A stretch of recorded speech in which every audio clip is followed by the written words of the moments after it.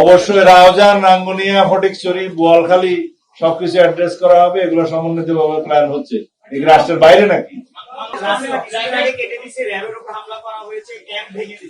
এই যে আপনারা নিয়ন্ত্রণে নেওয়ার পর সন্ত্রাসী বাহিনীদেরকে সেখান থেকে উচ্ছেদ করার পর এই যে কার্যক্রমটা সেটা এখনো বলছে তাদের এখানে অবাধ বিচরণ, তাদের আপনি বলছেন তালিকা হয়েছে, সেই সন্ত্রাসীদের তালিকা থাকে এখনো পর্যন্ত তাদের বিরুদ্ধে কি ধরনের ব্যবস্থা করছেন এবং ভবিষ্যতে তারা এই ধরনের সাহস যদি দেখে সেক্ষেত্রে আইন শৃঙ্খলা বাহিনীর অবস্থান এবং তাদের সক্ষমতা নিয়ে কিন্তু প্রশ্ন থেকে যাচ্ছে।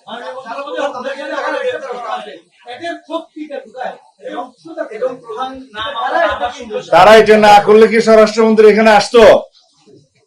তারা এটা দুঃসাহস দেখিয়েছে বলেই যে আজকে এখানে সমস্ত চট্টগ্রামের এবং রাষ্ট্রের সমস্ত শীর্ষ কর্মকর্তারা এসছে।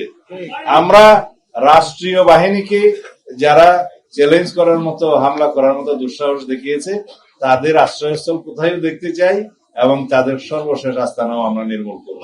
আমরা প্রাথমিকভাবে এখানে চট্টগ্রামের জেলখানা যে স্থানান্তর হওয়ার কথা বা এই যে প্লেন রোডের পাশে সেই জায়গাটা আমরা দেখেছি এবং আরো প্র্যাকটিক্যালি ভিজিট করার জন্য সংশ্লিষ্ট কর্মকর্তাগণ যাবেন।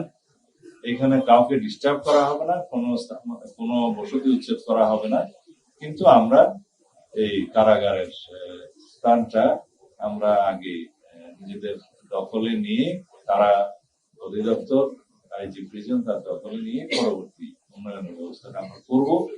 সেটা জরুরি হয়ে গেছে। অন্যান্য ডিপার্টমেন্টের জন্য কোথায় কি স্থাপনা করা যায় এবং কি করতে হবে সেগুলো আমরা যথাযথ পরিকল্পনা করে এগোবো। তার আগে আমরা এলাকায় আইন শৃঙ্খলা নিয়ন্ত্রণ করতে চাই এবং শান্তি প্রতিষ্ঠা করতে চাই। আর সন্ত্রাসীরা যেখানে আশ্রয় নিয়ে থাকুক না কেন, যাদেরই প্রশ্রয় নিয়ে থাকুক না কেন, সেগুলো সবকিছু আমরা চিহ্নিত করে তাদের বিরুদ্ধে ব্যবস্থা নেব।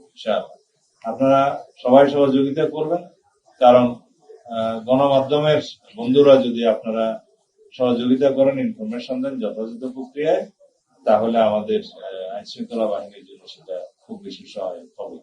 আশা করি আপনারা সবাই দেশের কল্যাণের জন্য, আইন শৃঙ্খলা পরিস্থিতি উন্নয়নের জন্য এবং জনপ্রত্যাশা অনুযায়ী শান্তি প্রতিষ্ঠার জন্য, জনগণের নিরাপত্তা বিধানের জন্য সহযোগিতা করবেন।